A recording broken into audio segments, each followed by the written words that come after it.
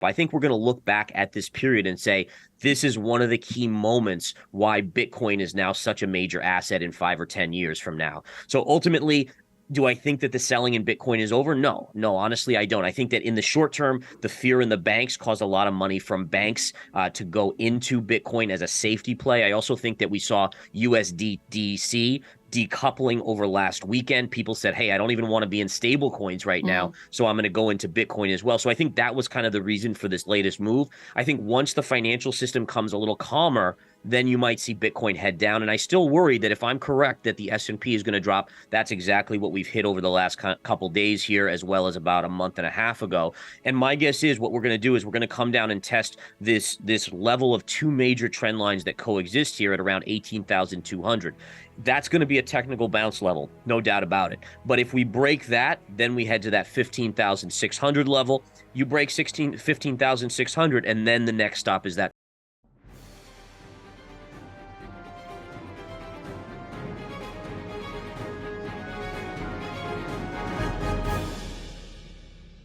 Bitcoin's up around 46% this year, beating stocks and even gold as the best performing asset. Yet, even though there's a lot of hype on social media with this pump, Gareth Soloway from InTheMoneyStocks.com and VerifiedInvestingCrypto.com, a master trader with 20-plus years of experience, has been calling that people should sell their Bitcoin if it failed to break the 25,000 resistance level. With the bank's collapse happening not only in the US, but now in Europe too, Bitcoin could act as a hedge against inflation and as a safe haven to put your money in.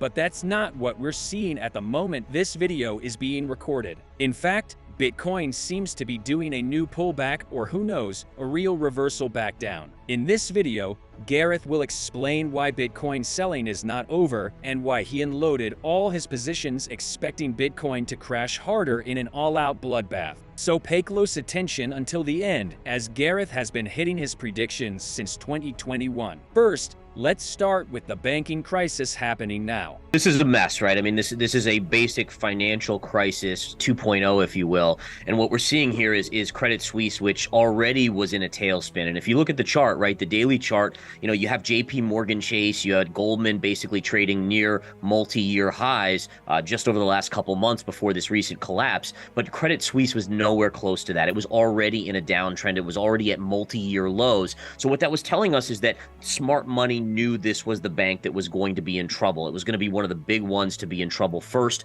when we got a situation like this. And when you have interest rates rising this dramatically, right? So we're not just talking about, oh, it's 4 point something on the Fed funds or 5%. We're talking about where it's come from. So it's the velocity of the move that has broken the system. And part of that is the fact that the Federal Reserve basically mismanaged things, right? They said everything was transitory when it came to inflation. They were wrong and had to play catch up.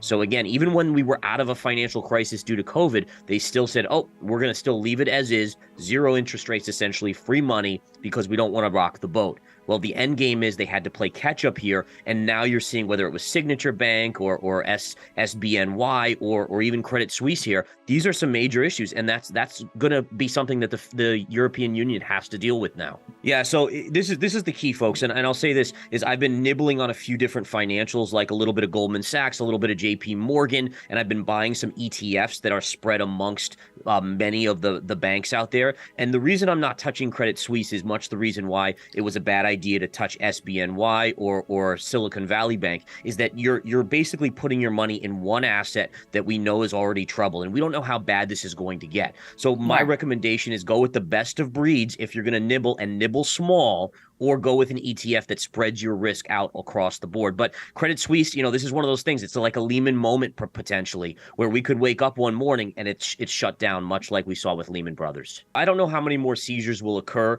but I do agree with him that inflation is going to remain elevated above that 2% mandate that the Fed has said. I've said this for the last year or so. To get inflation down from 9 or 10% to 5 or 4%, that's the easy one. That's like, you lose 10 pounds at the gym. To get that final 6 pack, it's a lot of work. And that's where we are at this point, where again, it's going to be very tough because remember, wages skyrocketed. You had companies that were paying $10 an hour that now have to offer $20 or $25 an hour.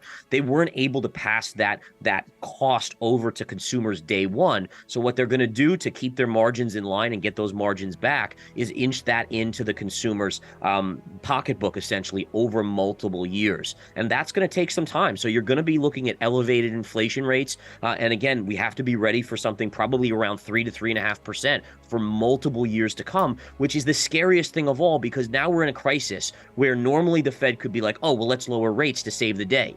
That can't happen now. They're basically at a point where, yeah, they could pause, but we just saw PCE numbers recently that were sky high. They can't be cutting rates yet. And this is why Gareth is saying everyone should be careful with Bitcoin. Fiat system, the banking system, is actually helping make the case for why Bitcoin is a necessity here. And I think that that's something that we have to all kind of take note of, and then also say this is a major step. I think we're going to look back at this period and say this is one of the key moments why Bitcoin is now such a major asset in 5 or 10 years from now. So ultimately, do I think that the selling in Bitcoin is over? No, honestly, I don't. I think that in the short term, the fear in the banks caused a lot of money from banks to go into Bitcoin as a safety play. I also think that we saw USDC decoupling over last weekend. People said, hey, I don't even want to be in stable coins right now, so I'm going to go into Bitcoin as well. So I think that was kind of the reason for this latest move. I think once the financial system comes a little calmer, then you might see Bitcoin head down. And I still worry that if I'm correct that the S&P is going to drop another 25% or so from here, then I do think it drags, just by fear,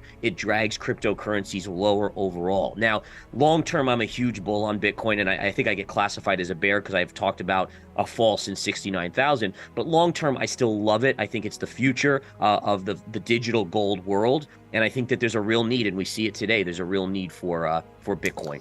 When can we expect Bitcoin to drop to painful levels? I think you have to be looking at in the course of this year. By the end of the year, I likely think we'll at least hit 12 to 13,000. And the basics of this are that, number one, we have to still wait for regulation. So especially with the uncertainty, I mean, yes, the banking situation has pushed money in here, as has the USDC issues. But I think ultimately we have to remember that you're at a point where regulation is still keeping big money out, and that people are still subject to absolute fear. So when we get in a scenario where we start to see more and more panic selling in the markets, in the economy is starting to dip into recession, my guess is it gets sold across the board. So assets, maybe gold survives in that period and doesn't dump, but even during COVID, if we remember the COVID collapse, even gold dumped. And that's where I kind of think that we're going to see the big dump on Bitcoin, one final flush down. I'm going to be waiting and nibbling kind of once we get in that sub 15,000 level, all the way down to 9,000 if it gets there.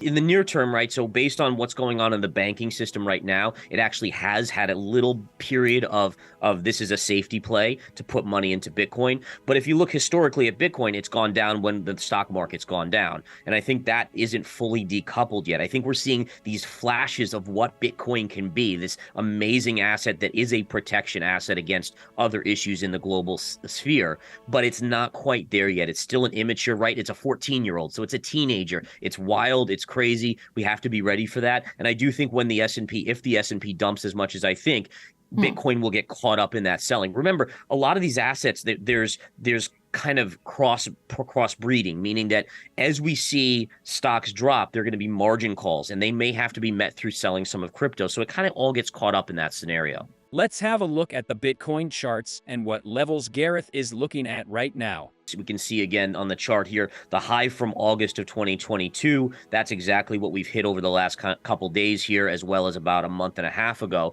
And my guess is what we're going to do is we're going to come down and test this level of two major trend lines that coexist here at around 18,200. That's going to be a technical bounce level, no doubt about it. But if we break that, then we head to that 15,600 level. You break 15,600, and then the next stop is that 12 to 13,000 level. So again, my projections are showing that eventually that will happen, likely by year end, and we should revisit that 12 to 13,000. I think the 10,000 break to 9,000 would be a case of the all-out bloodbath that would actually put in the bottom. As you think about how many people probably have stops right around 10,000, and that break point would create max fear, which actually is how bottoms are made. When will Bitcoin act as a hedge against inflation as everyone expects? If we look at inflation and what it's been over the last 12 to 18 months, and then what Bitcoin's done, we see it's definitely not a hedge, right? It's definitely not. Bitcoin has come down from 69,000 all the way bottoming out to 15,600. So that's not the case at this point. I do believe it becomes that asset in the future once we get regulation in there, we get transparency and all these other things. But yeah, right now that's not the case, even though it's showing glimpses of what it wants to become. Like, think about this, right? You have a 14-year-old and you go out on the basketball court, or you go out and they show you a couple glimpses of being a superstar, but they're not a superstar yet. So Bitcoin is doing just that. It's got to mature, it will mature, and it will be that superstar down the line. I would say you got to give it another 3 years or so. We got to get through this area. We got to get transparency with regulation. So let's get the regulation out there. I'm rooting for them to get regulation out there. The sooner the better, because we have clarity as investors. Investors love clarity. We want to know that our money's safe. We want to know what's going on with our money when we're investing in things. That's the best case. I think, again, 3+ years out, it becomes that mature entity and can actually thrive. What do you think? Are we seeing a new bloodbath in Bitcoin until the end of 2023? Let us know your thoughts in the comments below. And please leave a like and subscribe if you want to see more daily crypto just like this. Thanks.